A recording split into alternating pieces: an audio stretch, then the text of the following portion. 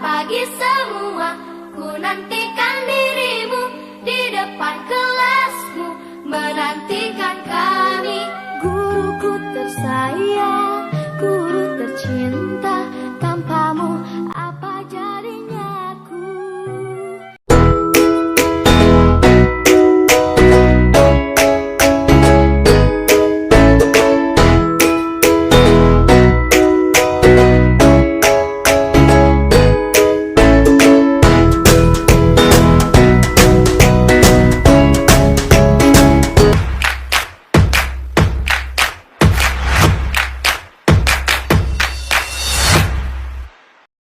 Baiklah, saya Nelly sebagai pemateri pertama akan membahas tentang pengertian kurikulum dan ruang lingkup PPKN dalam kurikulum 2013. Adapun pengertian dari kurikulum adalah kurikulum merupakan seperangkat atau suatu sistem rencana dan pengaturan mengenai bahan pembelajaran yang dapat dipedomani dalam aktivitas belajar mengajar. Intinya, kurikulum adalah rencana pembelajaran. Adapun tujuan mata pelajaran PPKN dalam kurikulum 2013 yaitu sesuai dengan Undang-Undang Nomor 32 Tahun 2013 Pasal 77J Ayat 1 ditegaskan bahwa pendidikan kewarganegaraan dimaksudkan untuk membentuk peserta didik menjadi manusia yang memiliki rasa kebangsaan dan cinta tanah air dalam konteks nilai dan moral Pancasila. Kesadaran berkonstitusi Undang-Undang Dasar Negara Republik Indonesia 1945, nilai dan semangat Bhinneka Tunggal Ika, serta komitmen Negara Kesatuan Republik Indonesia. Secara khusus, tujuan PPKN dalam kurikulum 2013 yang berisikan keseluruhan dimensi tersebut sehingga peserta didik mampu 1. Menampilkan karakter yang mencerminkan penghayatan, pemahaman, dan pengamalan nilai dan moral Pancasila secara personal dan sosial. 2. Memiliki komitmen konstitusional yang ditopang oleh sikap positif dan pemahaman utuh tentang Undang-Undang Dasar Negara Republik Indonesia tahun 1945. 3. Berpikir secara kritis, rasional, dan kreatif, serta memiliki semangat kebangsaan serta cinta tanah air yang dijiwai oleh nilai-nilai Pancasila Undang-Undang Dasar Negara Republik Indonesia tahun 1945, semangat Bhinneka Tunggal Ika, dan komitmen Negara Kesatuan Republik Indonesia. 4. Berpartisipasi secara aktif, cerdas, dan bertanggung jawab sebagai anggota masyarakat, tunas bangsa, dan warga negara sesuai dengan harkat dan martabatnya sebagai makhluk ciptaan Tuhan Yang Maha Esa yang hidup bersama dan berbagi tantangan sosial budaya. Dalam kurikulum 2013, guru dituntut untuk secara profesional merancang pembelajaran efektif dan bermakna, mengkonsentrasikan pembelajaran, memilih pendekatan pembelajaran yang tepat, menentukan prosedur pembelajaran, pembentukan kompensasi secara efektif, serta menetapkan kriteria keberhasilan. Sekian materi yang dapat saya sampaikan. Selanjutnya akan dilanjutkan oleh pemateri kedua. Bismillahirrahmanirrahim. Saya Dwi Handayani selaku pemateri kedua akan melanjutkan materi yang sebelumnya sudah disampaikan oleh pemateri pertama. Di sini saya yang pertama akan membahas tentang ruang lingkup mata pelajaran PPKN dalam kurikulum 2013. Dengan perubahan mata pelajaran pendidikan kewarganegaraan atau yang disingkat PKN menjadi pendidikan Pancasila dan kewarganegaraan atau yang disingkat dengan PPKN, maka ruang lingkup PPKN dalam kurikulum 2013 meliputi 1. Pancasila sebagai dasar negara, ideologi, dan pandangan hidup bangsa. 2. Undang-Undang Dasar 1945 sebagai hukum dasar tertulis yang menjadi landasan konstitusional kehidupan bermasyarakat, berbangsa, dan bernegara. 3. Negara Kesatuan Republik Indonesia sebagai kesepakatan final bentuk negara Republik Indonesia. Dan yang terakhir, Bhinneka Tunggal Ika sebagai wujud filosofi kesatuan yang melandasi dan mewarnai keberagaman kehidupan bermasyarakat, berbangsa, dan bernegara. Yang kedua, saya akan membahas tentang kedudukan dan fungsi PPKN dalam kurikulum 2013. Dengan demikian, PPKN dalam kurikulum 2013 lebih memiliki kedudukan dan fungsi sebagai berikut.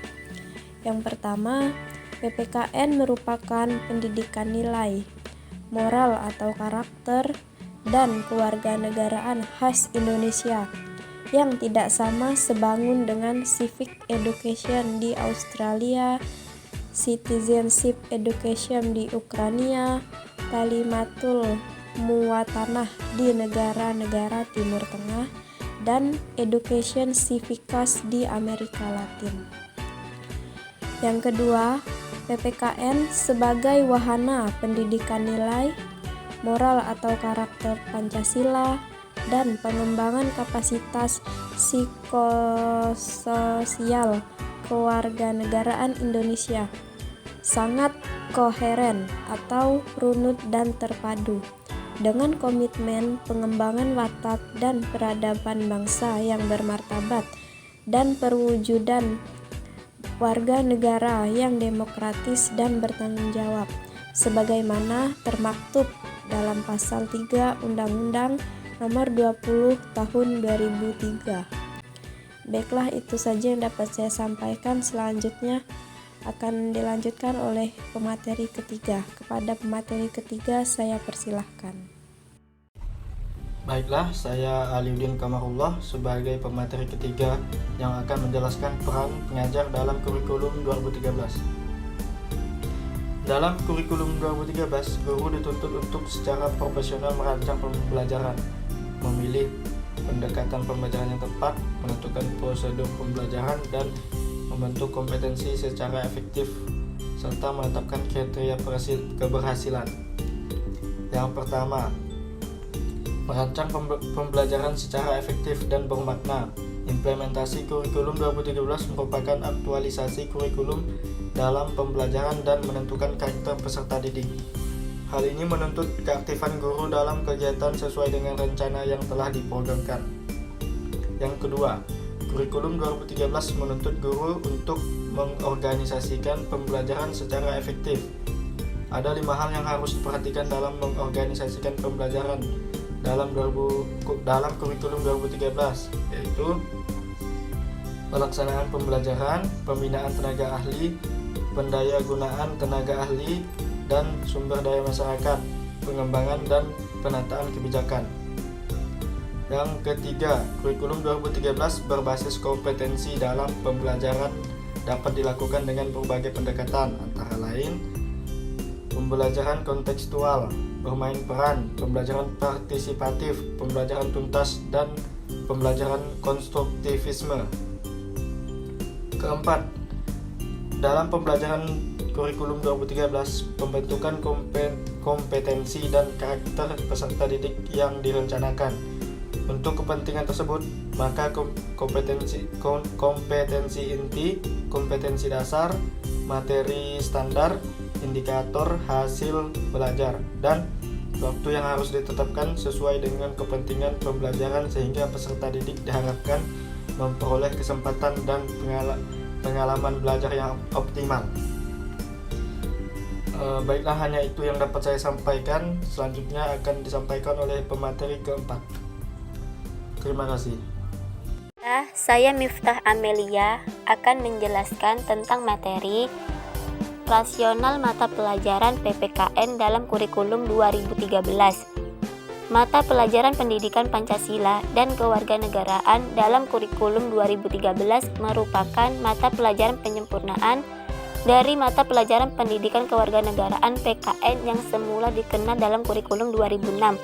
Penyempurnaan tersebut dilakukan atas dasar pertimbangan yang pertama, Pancasila sebagai dasar negara dan pandangan hidup bangsa diperankan dan dimaknai sebagai entitas inti yang menjadi sumber rujukan dan kriteria keberhasilan pencapaian tingkat kompetensi dan pengorganisasian dari keseluruhan ruang lingkup mata pelajaran pendidikan Pancasila dan kewarganegaraan. Yang kedua, substansi dan jiwa Undang-Undang Dasar Negara Republik Indonesia tahun 1945, nilai dan semangat Bhinneka Tunggal Ika dan komitmen negara kesatuan Republik Indonesia ditempatkan sebagai bagian integral dari pendidikan Pancasila dan kewarganegaraan. yang menjadi wahana psikologis pedagogis pembangunan warga negara Indonesia yang berkarakter Pancasila. Bertolak dari berbagai kajian secara filosofis, sosiologis, yuridis, dan pedagogis, mata pelajaran PPKN dalam kurikulum 2013 secara utuh memiliki karakteristik sebagai berikut.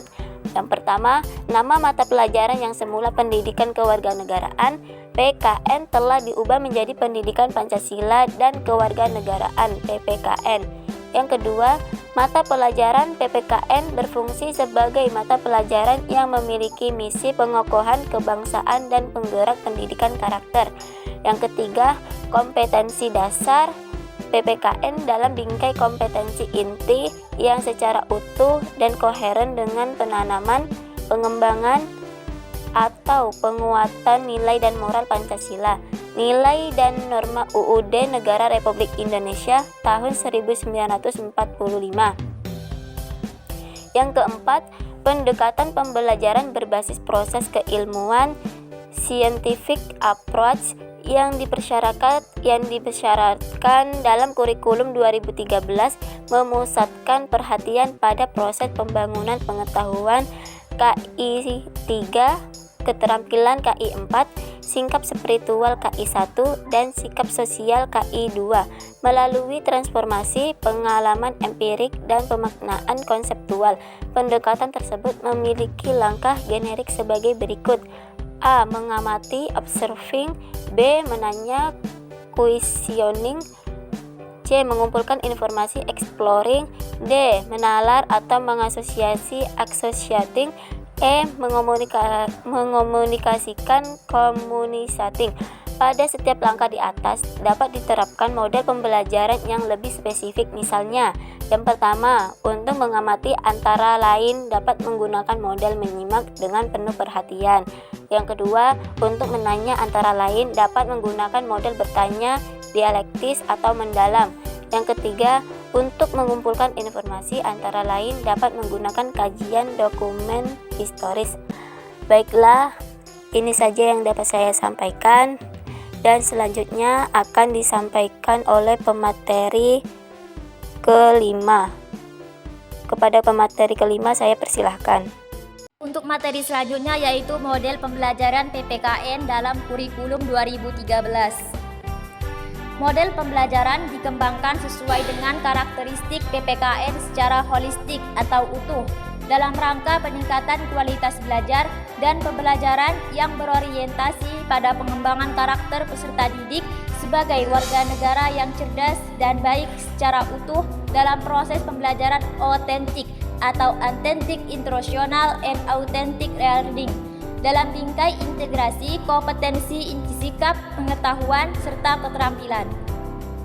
Model pembelajaran yang mengarahkan peserta didik ini bersikap dan berpikir ilmiah, yaitu pembelajaran yang mendorong dan menginspirasi peserta didik berpikir secara kritis, analitis, dan tepat dalam mengidentifikasi, memahami, memecahkan masalah, dan mengaplikasikan materi pembelajaran.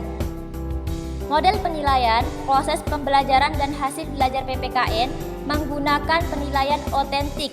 Penilaian otentik ini mampu menggambarkan peningkatan hasil belajar peserta didik, baik dalam rangka mengobservasi, menalar, mencoba, membangun jejaring, dan lain-lain.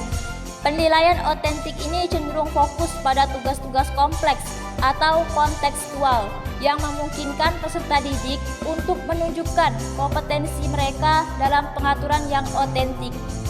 Dalam kurikulum 2013, kompetensi inti dan kompetensi dasar mata pelajaran PPKN ini mengikuti Gerhard Himmelmann yang mengubah paradigma pendidikan kewarganegaraan yang semulanya ini berfokus kepada program pengajaran dan transformasi pengetahuan kewarganegaraan berubah menjadi pendekatan yang menekankan sikap-sikap personal individual, moral, dan perilaku sosial sebagaimana disposisi dan nilai-nilai bersama dari warga negara dalam kehidupan bersama yang menghargai hak-hak asasi manusia dan demokrasi di dunia yang penuh konflik.